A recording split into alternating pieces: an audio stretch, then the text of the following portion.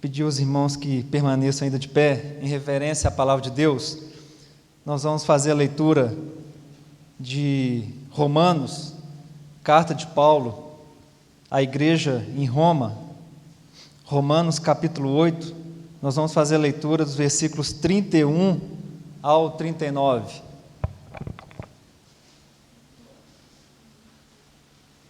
Enquanto os irmãos procuram em suas Bíblias, esta noite nós vamos ter a oportunidade, nós chegamos numa sequência de 3 pregações que eu tive a oportunidade.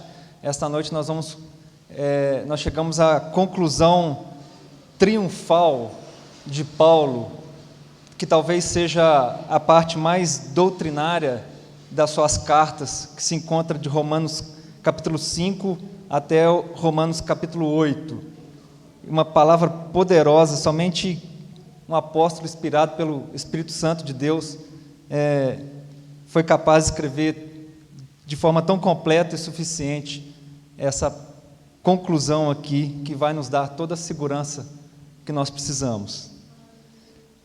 Então, só para os irmãos se situarem, aqueles que puderam estar presentes aqui nos outros 2 domingos, nós falamos de um propósito eterno e soberano de Deus, que começou desde antes da fundação do mundo, o qual Ele nos escolheu como seus filhos.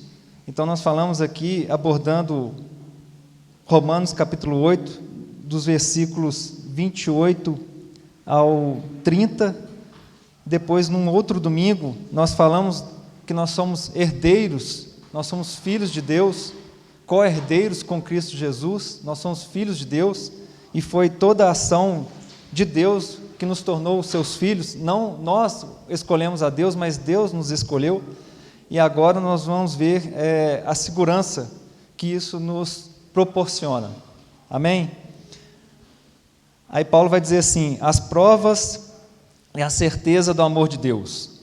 Que diremos, pois, à vista destas coisas? Se Deus é por nós, quem será contra nós? Aquele que não poupou o seu próprio filho, antes por todos nós o entregou, porventura não nos dará graciosamente ou gratuitamente, como está em outras traduções, com ele todas as coisas? Quem intentará acusação contra os eleitos de Deus? É Deus quem os justifica. Quem os condenará? É Cristo Jesus quem morreu, ou antes quem ressuscitou, o qual está à direita de Deus e também intercede por nós. Quem nos separará do amor de Cristo? Será tribulação, ou angústia, ou perseguição, ou fome, ou nudez, ou perigo, ou espada? Como está escrito: por amor de ti somos entregues à morte o dia todo, fomos considerados como ovelhas para o matadouro. Em todas estas coisas, porém, somos mais do que vencedores, por meio daquele que nos amou, porque eu estou bem certo de que nem a morte, nem a vida, nem os anjos, nem os principados, nem as coisas do presente, nem do porvir, nem os poderes, nem altura, nem profundidade, nem qualquer outra criatura poderá separar-nos do amor de Deus que está em Cristo Jesus, nosso Senhor. Vamos fechar nossos olhos mais uma vez, meus irmãos, para nos dirigir em oração. Ó Deus grandioso e eterno Pai, ó Senhor, como é maravilhoso para nós estarmos aqui na Tua casa esta noite, para prestarmos este culto que só a Ti é devido, ó Pai. Aceita os louvores que forem entoados aqui, Senhor, como gratidão por tudo que o Senhor tem feito nas nossas vidas. Muito obrigado, ó Pai, pela palavra que está aberta diante de nós e que foi lida. Ó Senhor, eu aqui como Teu servo, da mesma forma como o Senhor falou profundamente a mim através da Tua palavra, que eu seja apenas um instrumento Teu, Senhor, segundo a Tua vontade, para repassar a Tua vontade, a Tua palavra para os Teus filhos que aqui se encontram. E também, Senhor, a todos aqueles que nos assistem nesse momento, onde quer que estejam, ou a todos quantos esse vídeo chegar, Senhor, que o Senhor possa fazer, que o Senhor possa impactar esses Seus filhos através da Tua palavra, ó Pai. Fica conosco nesta noite, Senhor, e tudo que ocorra aqui, Senhor, seja para a honra e glória do Teu santo nome. É no nome do Seu Filho amado, Jesus Cristo, que nós oramos. Amém. Amém, irmãos? Podeis assentar. Amados, talvez vocês já tenham ouvido uma história, né? Uma ilustração a respeito de um pai e viúvo, tem um filho, um único filho, e esse pai já é um senhor de idade, e ele gosta muito de quadros, de colecionar quadros, de obra de arte especificamente. Talvez você tenha ouvido falar já dessa ilustração, mas para quem já ouviu, vai poder relembrar, quem não ouviu, vai ser oportunidade de aprender um pouquinho. Conta que um senhor já de idade, ele solitário, ali, viúvo, né? E somente ele, o seu filho já jovem, e já trabalhou bastante na sua vida, já aposentado, e numa fase da vida que ele já estava aproveitando aquilo que ele trabalhou tanto, né? Que ele trabalhou, que ele colheu, e ele gostava de colecionar quadros. E ele tinha um salão muito grande ali, e naquele salão ele expunha os seus quadros, obras de arte, algumas obras de arte, até mesmo feitas uma única vez, em que ele adquiriu aquela obra de arte através de leilão. Então, foi desembolsado muito dinheiro ali, e o prazer dele naquele final de vida ali era estar dentro daquele salão apreciando aquelas obras de arte, juntamente com seu filho. Aquilo ali era tudo para ele.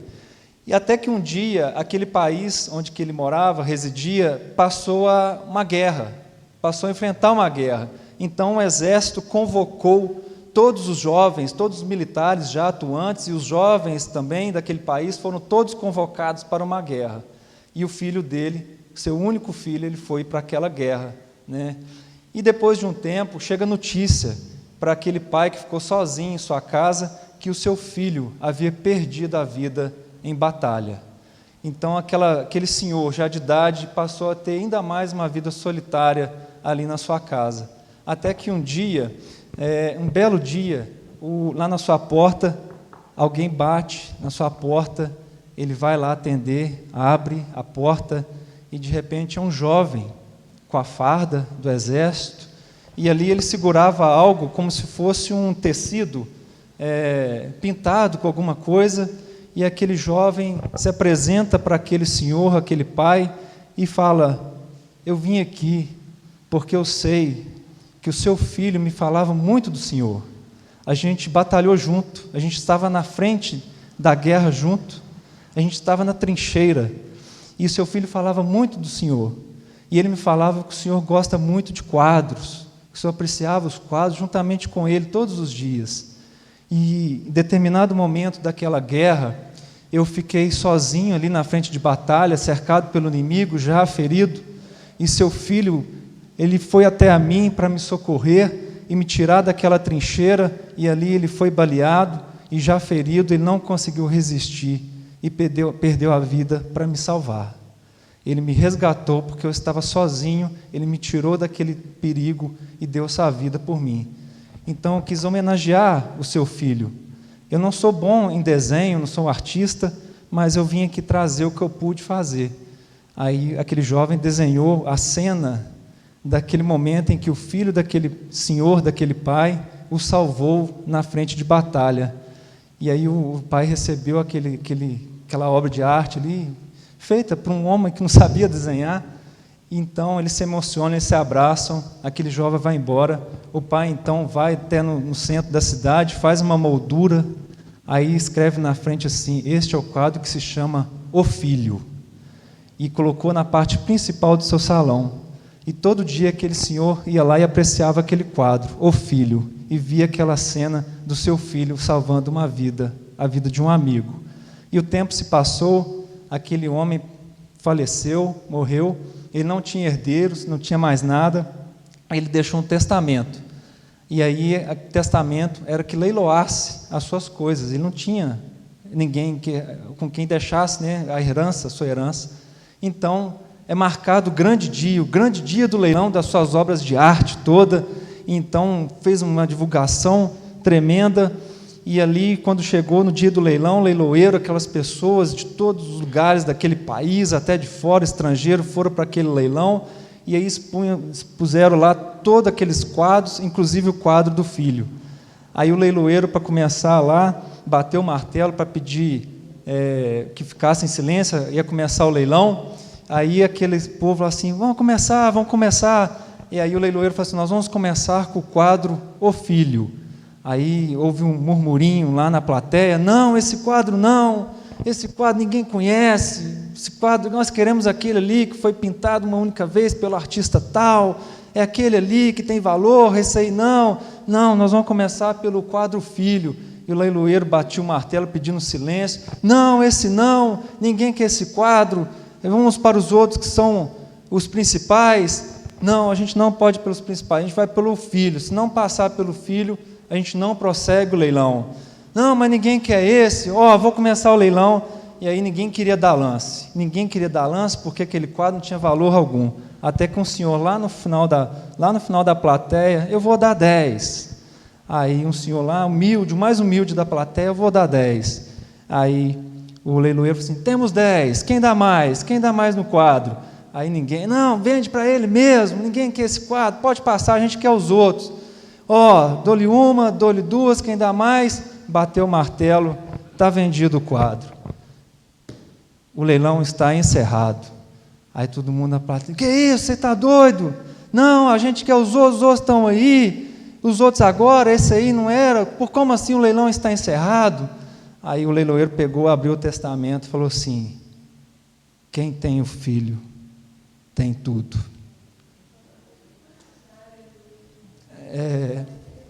Irmãos, não é valor. Uma simples ilustração, ela representa o que nós acabamos de ler.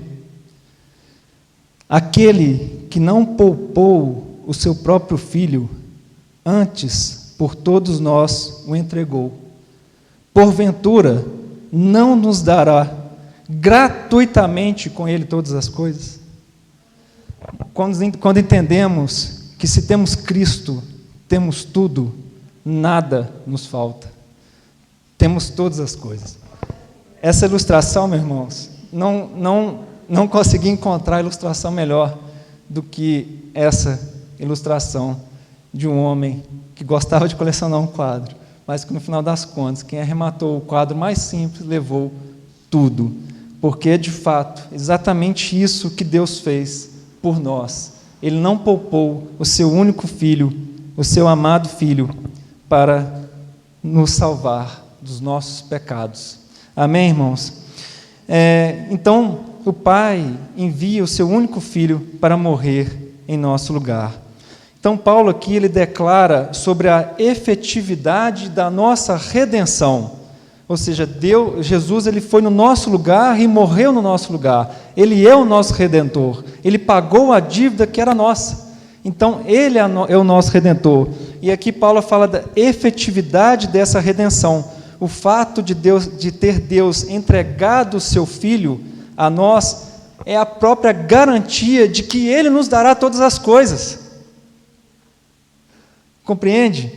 Se Deus entregou o seu Filho, ele não, esse plano, por exemplo, eu acho que eu vou arriscar entregar meu filho a este mundo, eu acho que eu vou fazer isso, eu poderia ter entregado. Não, é uma ação efetiva.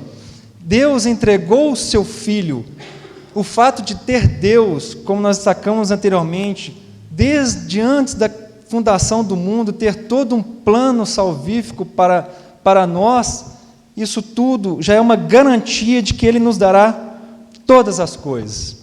Agora, por todos nós, o qual ele fala aqui, antes, por todos nós o entregou, não significa aqui que todos nós, não abrange aqui toda a humanidade. Nós falamos isso já na pregação anterior, o pastor Carlos também vem destacando isso nas pregações. Então, ele antes por todos nós o entregou. Aqui, esse todos nós não é toda a humanidade, até porque se fosse toda a humanidade, porque toda a humanidade, neste exato momento, não está na igreja, porque todas as pessoas deste mundo, não está todo mundo de joelhos diante de Deus. Então, não é isso. Todos nós, são aqueles que se encontram no versículo 29 do capítulo 8 de Romanos: os quais de antemão conheceu, também os predestinou para serem conformes à imagem do seu Filho. Esses somos nós, aqueles que Deus de antemão nos conheceu e nos fez a imagem de seus filhos. Então nós somos a imagem do Filho de Deus, Jesus Cristo. É por esses nós aqui, primeira pessoa do plural, é que Deus o entregou. E nós temos essa garantia de recebermos todas as coisas. E nesse mesmo versículo, meus irmãos, Paulo fala sobre as consequências dessa redenção. Nós vimos agora a efetividade, pelo fato de Deus ter enviado o seu Filho, ser Deus quem enviou, não foi um homem que enviou, mas foi Deus. Agora nós vemos as consequências dessa redenção. Ele diz: Deus juntamente com Cristo nos dará todas as coisas. Agora aqui eu vou trazer o grande detalhe. O que significa todas essas coisas. Aí nós vamos lá para o versículo 30, do mesmo capítulo 8 de Romanos. Ele vai falar: a esses que também chamou, justificou e glorificou. Ou seja, o que são essas coisas? O chamado, a justificação, a glorificação. Meus irmãos, é triste quando vemos pregadores trazendo a palavra de prosperidade, de que Deus vai te dar carro, Deus vai te dar casa, Deus vai te dar um bom salário, Deus vai te dar isso, Deus vai te dar aquilo. Meus irmãos, Deus vai te dar muito mais do que isso. Deus vai te dar todas as coisas que você precisa. O que você precisa? De um chamado, de uma justificação, de uma glorificação. E o resto vos será acrescentado. O perigoso de tudo isso é quando invertemos a ordem, quando buscamos as coisas materiais em Deus e esquecemos que o que tem mais valor para Deus é a nossa vida, é a sua vida. A ilustração que eu quis colocar um valor tão simbólico, que o senhorzinho lá atrás arrematou aquele quadro por 10 conto, é um valor tão simbólico, mas é exatamente isso, porque não é valor. Não é valor. Deus não é carro, não é casa, não é monetário. A sua vida não tem valor para Deus. Irmãos, veja, a sua vida vale tanto, mas tanto, que Ele enviou o seu único filho. O que mais vale do que isso, pastor André? O que tem mais valor do que o próprio Filho de Deus, o único Filho, Jesus Cristo, ter descido dos céus e feito carne, habitou entre nós, viveu todo o sofrimento que nós vivemos aqui e sacrificou a sua própria vida lá na cruz, morreu, ressuscitou, foi exaltado, está à direita do Pai. O que tem mais, o que para Deus tem mais do que isso, do que enviar o seu próprio Filho para nos resgatar, porque nós estávamos mortos em nossos delitos e pecados. Meus irmãos, é exatamente isso. A nossa vida é o que vale mais para Deus. E todas as coisas, aí Deus vai fazer segundo a vontade dEle na sua vida. Mas o que Paulo fala aqui, de todas as coisas, ele não está falando de bens materiais, ele está falando muito mais do que isso, ele está falando do valor da sua vida, que é o chamado que Deus te fez e que te levou à fé em Jesus Cristo, a justificação e a glorificação. E a justificação, de novo, meus irmãos, eu vou sempre relembrar aqui, que a justificação é nos fazermos justos. Deus nos torna justos, Deus nos torna certos. Ele perdoa os nossos pecados do passado, do presente, até os pecados do futuro. Por quê, Henrique? Porque ninguém que está em pecado é salvo. Então Deus já nos perdoou o que até vamos cometer, mas nós não vamos viver em pecado. Por quê? Porque aqui Paulo vai falar nesse trecho de capítulo 5 a 8, mais especificamente no capítulo 6, por justamente entendermos que Deus já, aqueles romanos estavam entendendo o seguinte: mas se Deus já perdoou os nossos pecados futuros, eu vou continuar pecando, já vai ser perdoado mesmo. Aí Paulo no capítulo 6 vai falar assim: não, onde abundou o pecado, superabundou a graça. Mas nós não cometemos pecado, porque agora nós somos a imagem de Jesus Cristo. Nós não vivemos em pecado mais. O pecado em nossa vida é um acidente. É um tropecinho que a gente comete ali, mas logo o Espírito Santo nos acusa. E nós nos rendemos aos pés de Jesus e pedimos perdão. Então aqui, meus irmãos, Paulo vai dizer exatamente isso, que todas essas coisas são exatamente isso: o chamado à fé, o perdão dos nossos pecados e a nossa glorificação.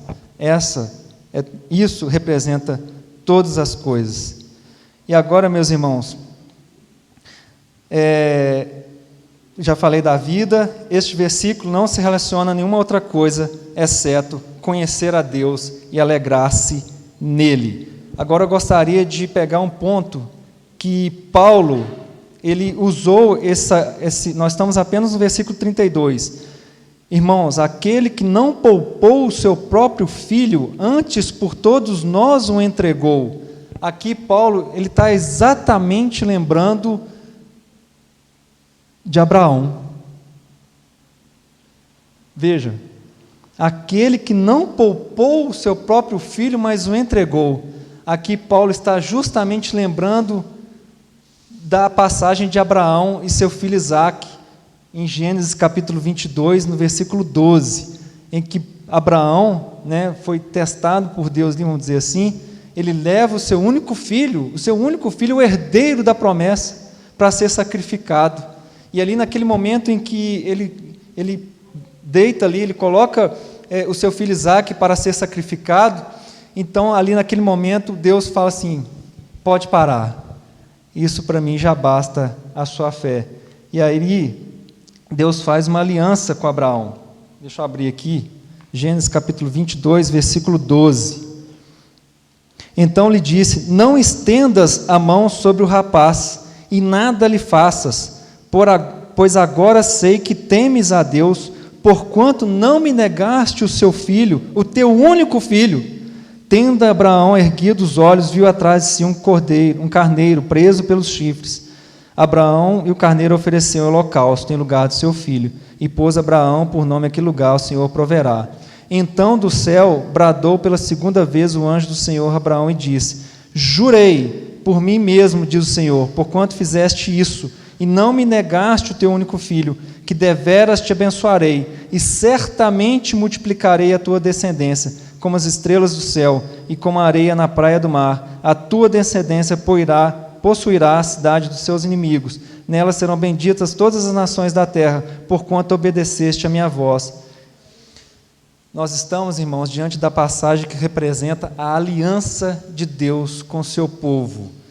Veja que o sacrifício foi feito por um homem e Deus faz uma aliança. Agora nós temos um sacrifício feito pelo próprio Deus.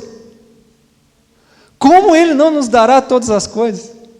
O próprio Deus é a garantia de que nós herdaremos todas as coisas.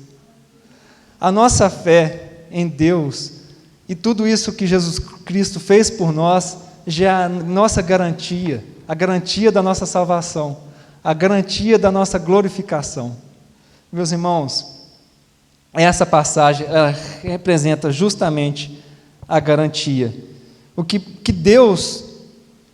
Que garantia maior Deus poderia nos dar?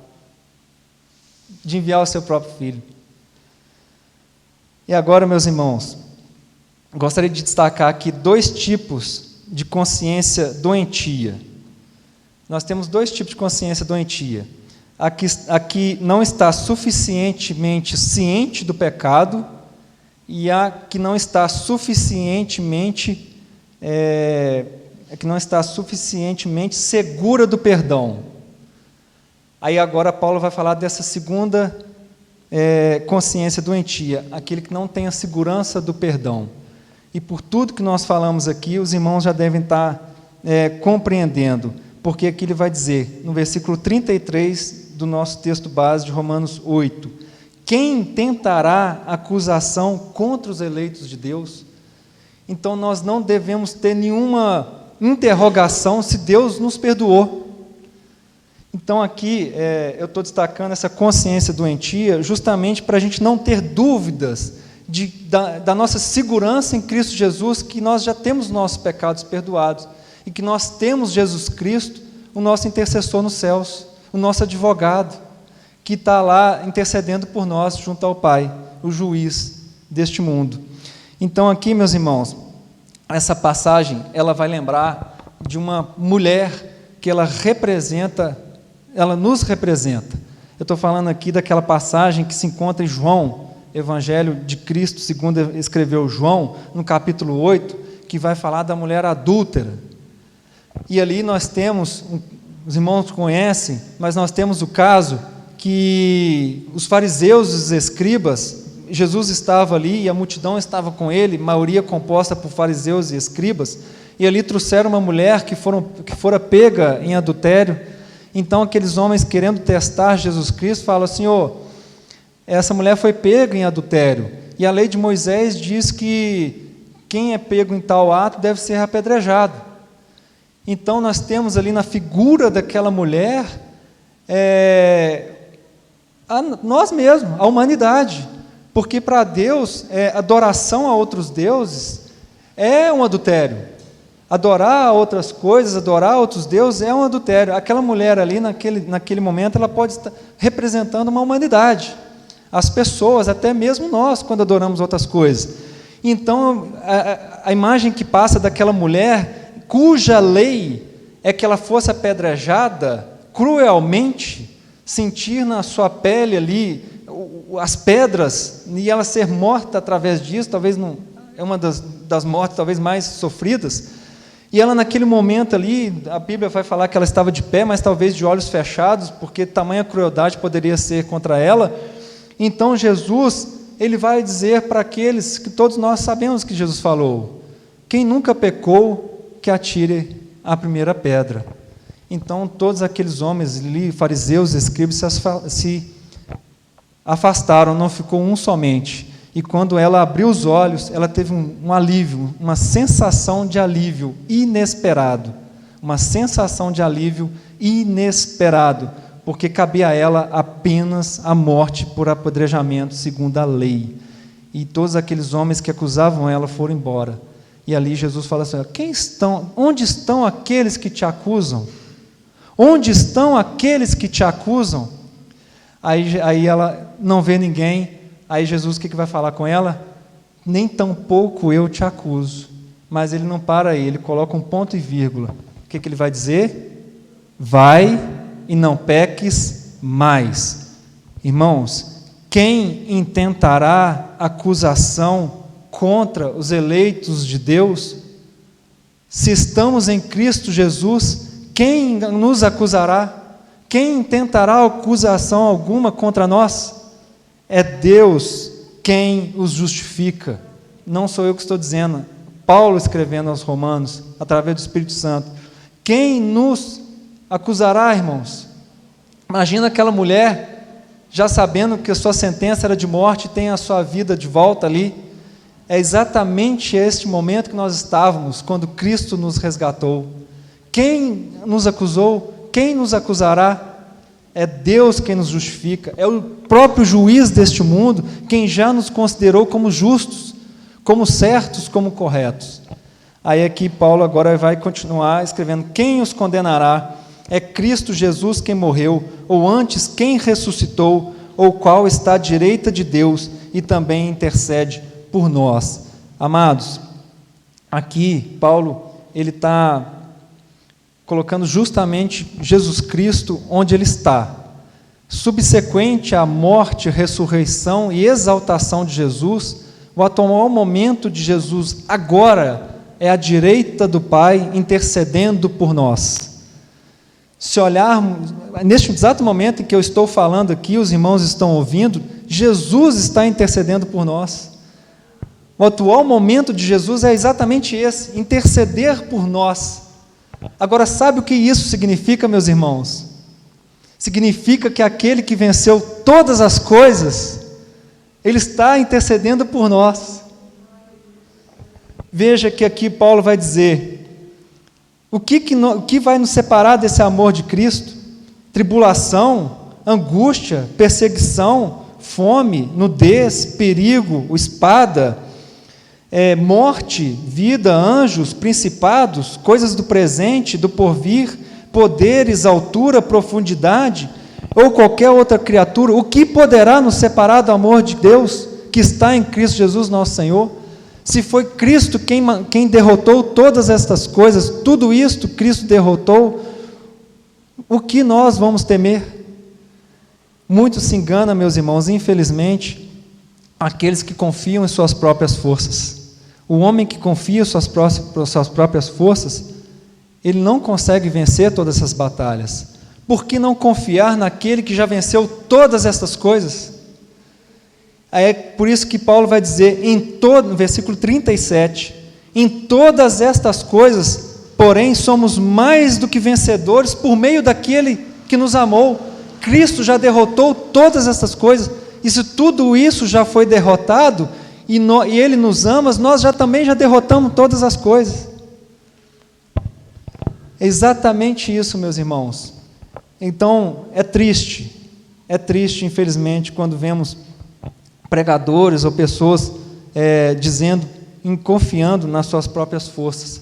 Por que não confiar nos méritos de Jesus Cristo ali na cruz, o qual Ele morreu e ressuscitou, Ele venceu a morte, e agora está à direita do Pai, e quem intercede por nós, igual está aqui, irmãos, é Cristo Jesus quem morreu, ou antes, quem ressuscitou, o qual está à direita de Deus, e também intercede por nós. Aqui, meus irmãos, agora já caminhando para um final, neste contexto aqui do nosso texto base, Paulo ele vai fazer quatro perguntinhas, e que diante de, como eu disse no início, né, essa sequência doutrinária aqui, tremenda, né, teológica de Paulo, a partir do capítulo 5, que conclui no capítulo 8, Paulo parece que está numa orquestra e naquela sinfonia ele vai acelerando o passo para aquela conclusão triunfante. Aquela orquestra, quando a gente vê na televisão, eu nunca vi ao vivo, mas quando a gente vê na televisão aquela orquestra, aí vai acelerando o ritmo ali para chegar no final daquela conclusão épica. É exatamente o que Paulo fala aqui, quando ele pega a seguinte sequência: do quem? Quem será contra nós? Eu vou pegar aqui, irmãos, do versículo 31 e vou pular alguns para os meus irmãos podem se situar aí na Bíblia. Ele vai pegar: quem será contra nós? Quem intentará acusação contra os eleitos de Deus? Quem nos condenará? Quem nos separará do amor de Deus? Aqui Paulo, ele leva quatro perguntas, dizendo assim: quem é o seu inimigo? Quem é o doido de lutar contra você? Quem é aquele que quer vir contra um eleito de Deus? É exatamente isso que Paulo faz. Ele conduz a sinfonia ali para acelerar o ritmo, para justamente nos falar: quem é contra nós? Quem tentará acusação contra nós? Quem nos condenará? E quem vai nos separar do amor de Cristo? É exatamente isso, meus irmãos. A garantia que nós temos nisto, que foi o próprio Deus que enviou o seu Filho para morrer em nosso lugar. Essa é a garantia de que nós somos mais do que vencedores. Veja o que Deus fez, meus irmãos. Veja o que Messias fez e continua fazendo, até mesmo enquanto estamos aqui falando. Olhe à sua volta e veja quantas coisas ameaçam separá-lo do amor de Deus. E veja que vamos passar por dificuldade, nós vamos passar por tribulação. Veja que quem escreveu a carta aos Romanos foi um apóstolo que foi apedrejado, que foi perseguido, que sofreu açoites, que foi preso, que sofreu naufrágio. Veja como que ele tem total propriedade para falar que diante de todas as coisas humanas, nós somos mais do que vencedores. Ninguém está isento de passar por uma tribulação, mas a forma como passamos pela tribulação é que faz toda a diferença, porque nós confiamos no mérito de Jesus Cristo ali na cruz. que foi perfeito e suficiente para nós. Então, meus irmãos, o fim, essa parte final de Romanos, capítulo 8, merece ser escrito em letras de fogo nas placas vivas do nosso coração. Agora eu vou falar do Natal. Existe outra mensagem que não seja essa para representar o Natal? Aquele que não poupou o seu próprio filho, ter Deus enviado o seu filho, que nasceu em figura humana, não usou como usurpação o ser igual a Deus, mas antes a si mesmo se humilhou. O Verbo se fez carne e habitou entre nós. Ele viveu aqui na terra. O nascimento de Jesus Cristo. Qual mensagem de Natal, qual outra mensagem de Natal que não seja esta, de ter Deus enviado o seu próprio Filho para morrer no nosso lugar e nos entregar todas as coisas que nós precisamos. Amém, irmãos? Que Deus possa nos abençoar ricamente através da sua palavra. Que possamos, como eu escrevi essa frase aqui de efeito, copiei, que possa ser escrito em letras de fogo nas placas vivas do nosso coração. Que Romanos capítulo 8, versículos 31 e 39 seja uma passagem grifada na Bíblia aí para você nunca mais esquecer. Que seja a segurança da nossa caminhada aqui na terra. Amém? Que Deus nos abençoe. Amém. Louvado seja o nome do Senhor Jesus Cristo.